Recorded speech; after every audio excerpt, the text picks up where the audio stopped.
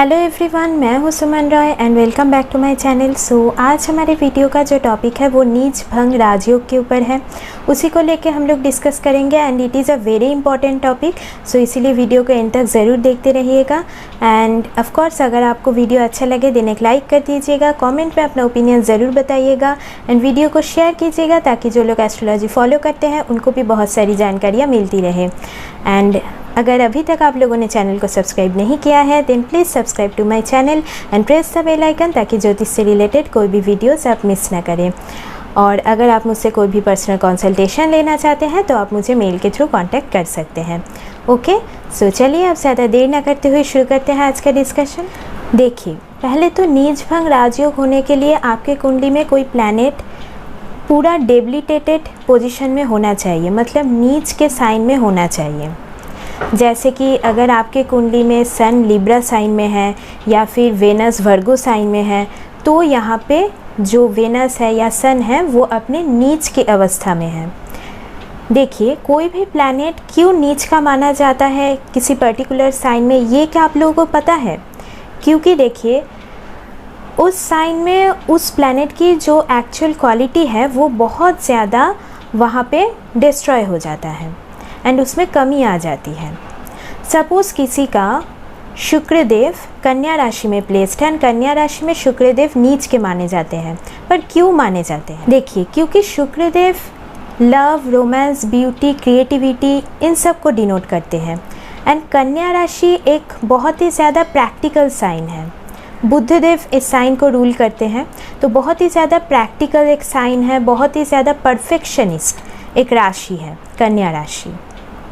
And इस sign में जब भी शुक्रदेव चले जाते हैं तो शुक्रदेव की जो क्वालिटीज़ हैं उसमें बहुत ज़्यादा कहीं ना कहीं कमी आ जाती है। फिर शुक्रदेव को उस राशि की तरह बिहेव करना पड़ता है एंड इस पर्सन का तब क्या होता है कि जब भी वो रिलेशनशिप में जाते हैं वहाँ पे बहुत ज़्यादा वो प्रैक्टिकलिटी को बीच में लाते हैं, तो इसी वजह से कभी कभी रिलेशन ख़राब हो जाता है एंड बहुत सारी और भी चीज़ें हैं। तो यही बात है कि जब भी कोई प्लैनेट अपने नीच के साइन में चले जाते हैं तो उस प्लैनेट की जो एक्चुअल क्वालिटी है उसमें बहुत ज़्यादा आपको कमी दिखने को मिलेगी एंड जब भी उस प्लैनेट की महादशा या अंतर्दशा पीरियड आपके लाइफ में आएगा तो फिर आपको ख़राब रिजल्ट मिलेगा उसका। ठीक है, तो यही जीस्ट है जब भी कोई प्लैनेट नीच का होता है तो क्या होता है। अब देखिए, इसका दूसरा एक साइड है कि अब देखिए आपके कुंडली में कोई भी प्लैनेट नीच का आपको मिल गया लगन चार्ट में, तो देखिए कि वो क्या वहाँ पे कहीं भी किसी भी तरीके से उसका नीच भंग हो रहा है या फिर आपकी कुंडली में नीच भंग राजयोग क्रिएट हो रहा है। तो ये आपको कैसे पता चलेगा, उसी को लेके हम लोग डिस्कस करेंगे। ओके, सो देखिए, मैं यहाँ पे आप लोगों को कुछ कंडीशंस बताऊँगी जो आप आसानी से आपकी कुंडली में चेक कर सकते हैं एंड आपको वो पता चल जाएगा कि आपका नीच भंग हो रहा है कि नहीं। मेरा जो फर्स्ट कंडीशन है वो ये है कि जब भी कोई प्लैनेट किसी भी साइन में नीच का होता है, अगर उस साइन का लॉर्ड उसी प्लैनेट के साथ उसी साइन में प्लेस्ड हो तो यहाँ पे नीच भंग हो रहा है। सपोज एग्जाम्पल, गुरु मकर राशि में नीच के माने जाते हैं। अब किसी के चार्ट में मकर राशि में गुरु एंड शनि देव एक साथ कंजंक्शन में अगर प्लेस्ड है तो यहाँ पे नीच भंग हो रहा है, क्योंकि मकर राशि का जो लॉर्ड है वो शनि देव होते हैं, तो यहाँ पे नीच भंग पॉसिबल है। पर आपको यहाँ पे कंजंक्शन में मैं हर बार आपको क्या बोलती हूँ, डिग्री वाइज डिफरेंस चेक करना होगा। अगर डिग्री वाइज डिफरेंस 10 से लेकर 15 डिग्री के बीच में है तो ये बहुत क्लोज कंजंक्शन है। ओके, मेरा जो सेकंड कंडीशन है वो ये है कि जिस साइन में ये नीच के प्लैनेट बैठे हुए हैं, अगर उसी साइन में जो प्लैनेट उस साइन में उच्च के माने जाते हैं वो वहीं पे उसी प्लैनेट के साथ कंजंक्शन में प्लेस्ड हो तो ये नीच भंग होता है। एग्जाम्पल, गुरु मकर राशि में नीच के माने जाते हैं। अब अगर आपको किसी के कुंडली में ऐसा मिला कि मकर राशि में गुरु एंड मंगल देव एक ही साथ विराजमान है तो यहाँ पे नीच भंग हो रहा है, क्योंकि मंगल देव मकर राशि में उच्च के माने जाते हैं। ओके, मेरा जो थर्ड कंडीशन है वो ये है कि अगर कोई प्लैनेट किसी राशि में नीच का हो रहा है तो उसी राशि का लॉर्ड अगर उस प्लैनेट के ऊपर सप्तम दृष्टि से उस प्लैनेट को देखें अपने 7th एस्पेक्ट से, तो भी यहाँ पे नीच भंग हो रहा है। सपोज़ गुरु मकर राशि में नीच के माने जाते हैं, अब शनि ऑपोजिट में ही हाउस में बैठे हैं, मतलब सपोज़ 10th हाउस मकर राशि का है एंड वहाँ पे गुरु प्लेस्ड है नीच के होके, एंड उसके ऑपोजिट साइन 4th हाउस में शनिदेव प्लेस्ड है। तो 4th हाउस से शनिदेव बैठ के अपने 7th एस्पेक्ट से गुरु को देख रहे हैं, तो यहाँ पे भी नीच भंग हो रहा है। ओके, मेरा जो 4th कंडीशन है वो ये है कि जिस साइन में ये प्लैनेट नीच के हो रहे हैं, अगर उस साइन का लॉर्ड लगन कुंडली में लगन से केंद्र में प्लेस्ड है, मतलब 1st 4th 7th 10th में प्लेस्ड है, या फिर चंद्रमा से केंद्र में प्लेस्ड है, मतलब 1st 4th 7th या 10th, तो फिर यहाँ पे नीच भंग हो रहा है। सपोज़ वही एग्जाम्पल मैं आपको दूंगी कि गुरु मकर राशि में नीच के हो रहे हैं किसी के कुंडली में। अब आपको देखना होगा कि शनिदेव कहाँ पे प्लेस्ड है। अगर शनिदेव लगन से 1st 4th 7th या 10th हाउस में प्लेस्ड है तो यहाँ पे नीच भंग हो रहा है, या फिर अगर चंद्रदेव से 1st 4th 7 या 10 में प्लेस्ड है तो भी यहाँ पे नीच भंग हो रहा है। और अगर शनिदेव कुंभ राशि में कहीं पे प्लेस्ड है अपने ओन साइन में एंड केंद्र में, तो ये बहुत अच्छा एक नीच भंग राजयोग क्रिएट हो रहा है।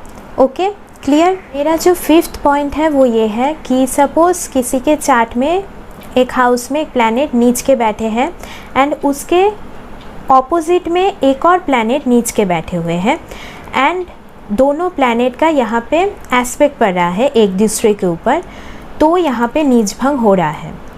एग्जाम्पल, गुरु मकर राशि में नीच के बैठे हुए हैं सपोज़ 10th हाउस में, एंड उसके ऑपोजिट हाउस क्या होता है 4th हाउस। 4th हाउस में सपोज़ वहाँ पे सन भी लिब्रा साइन में डेबिलिटेटेड पोजीशन में है, तो यहाँ पे दोनों डेबिलिटेटेड प्लैनेट एक दूसरे के ऑपोजिट में है एंड एस्पेक्ट भी पड़ रहा है दोनों के ऊपर, तो यहाँ पे भी नीच भंग हो रहा है। मेरा जो लास्ट पॉइंट है वो ये है कि अब देखिए कि जो नीच का प्लैनेट आपके कुंडली में है वो नवांशा में किस पोजीशन में है। अगर नवांशा में वो प्लैनेट एक्सॉल्टेड पोजीशन में है, अपने ओन साइन में है, तो फिर यहाँ पे बहुत अच्छा एक नीच भंग राजयोग क्रिएट हो रहा है। सपोज़ गुरु आपके लगन कुंडली में मकर राशि में प्लेस्ड है, पर आपके नवांशा में वो कर्क राशि में प्लेस्ड है अपने उच्च के साइन में, या फिर धनु राशि में प्लेस्ड है मूल त्रिकोण साइन में, या फिर मीन राशि में ओन साइन, तो यहाँ पे नीच भंग हो रहा है। ओके, अच्छा, मैंने आपको यहाँ पे 6 कंडीशंस बता दिया है।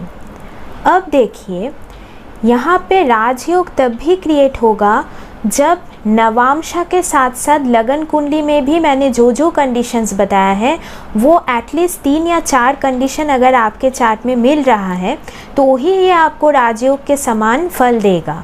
अदरवाइज़ ये बस एक नीच भंग ही होगा। मतलब सपोज़ एक ही पॉइंट आपके कुंडली में मिल रहा है तो बस एक नीच भंग होगा।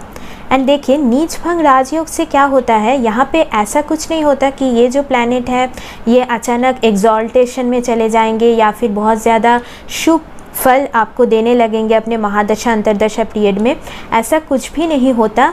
जो नीच का प्लैनेट है वो नीच का ही रहता है, पर उसको एक सपोर्ट मिल जाता है नीच भंग होने से, एंड उस सपोर्ट से वो महादशा अंतरदशा में धीरे धीरे आपको अच्छा फल देना आरंभ कर देगा। मतलब उस महादशा के शुरू में आपको बहुत ट्रबल होगा क्योंकि वो प्लैनेट एक्चुअली आपके नीच हाउस में ही प्लेस्ड है, नीच साइन में ही प्लेस्ड है, तो आपको शुरुआत में बहुत ज़्यादा तकलीफ़ हो सकता है, पर धीरे धीरे आपको राहत मिलना आरंभ हो जाएगा। स्पेशली नीच भंग राजयोग अगर आपके कुंडली में है तो आप देखिएगा आफ्टर 30 एज आपको इसका और ज़्यादा शुभ परिणाम दिखने को मिलेगा। अगर महादशा अंतरदशा पीरियड में आप हो तो और भी ज़्यादा मिलेगा, पर कंडीशंस वही रहेगी।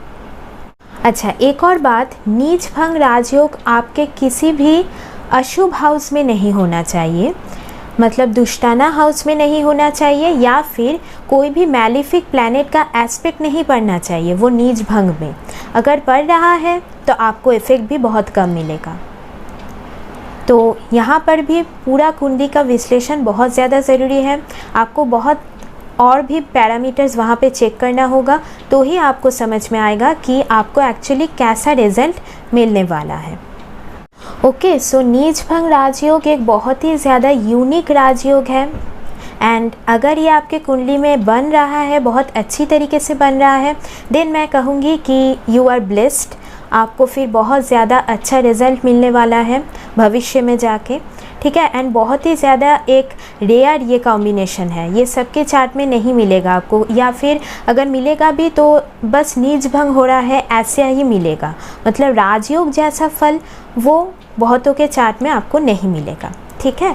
सो आज का जो डिस्कशन है वो यहीं तक रखते हैं। एंड अगर आप चैनल पे न्यू हैं देन प्लीज़ सब्सक्राइब कर दीजिएगा, क्योंकि आपके एक सब्सक्रिप्शन से मुझे बहुत ज़्यादा मोटिवेशन मिलता है, तो फिर मैं और भी नया नया वीडियोस लाती रहूँगी। ओके, सो चलिए मिलते हैं नेक्स्ट वीडियो में, तब तक के लिए take care and bye bye.